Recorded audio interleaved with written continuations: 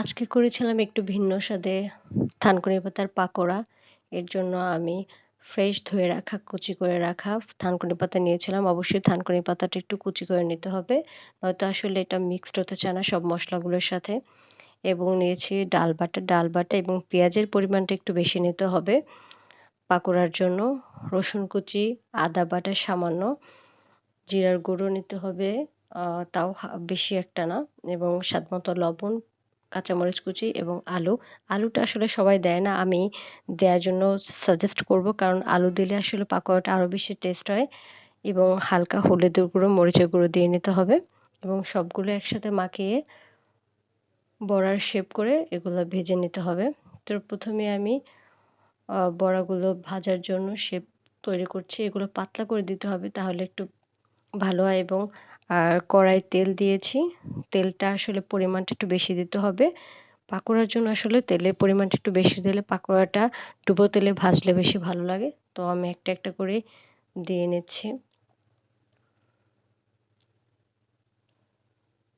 আর প্রথমেই চুলার আঁচটা একটু হাই হিটে রাখতে হবে, তাহলে ভালো হবে। এরপরে একটু কমিয়ে দিতে হবে, কারণ নইলে ভেতর যে আলুটা দিয়েছি ওটা সিদ্ধ হবে না।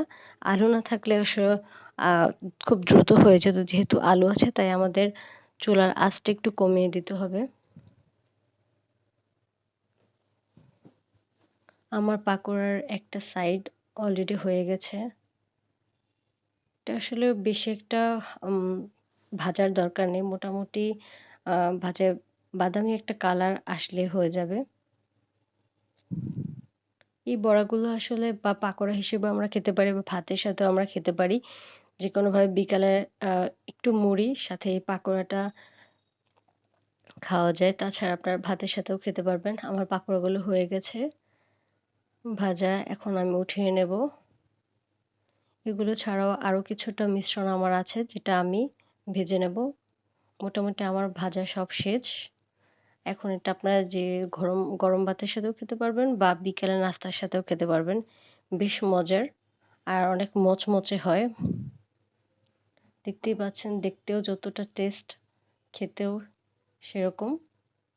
তো বিকালের নাস্তার সাথে বা দুপুরে গরম ভাতের সাথে খেতে পারবেন, যেভাবে মনে চায় একবার খেয়ে দেখতে পারেন, অবশ্যই ভালো লাগবে।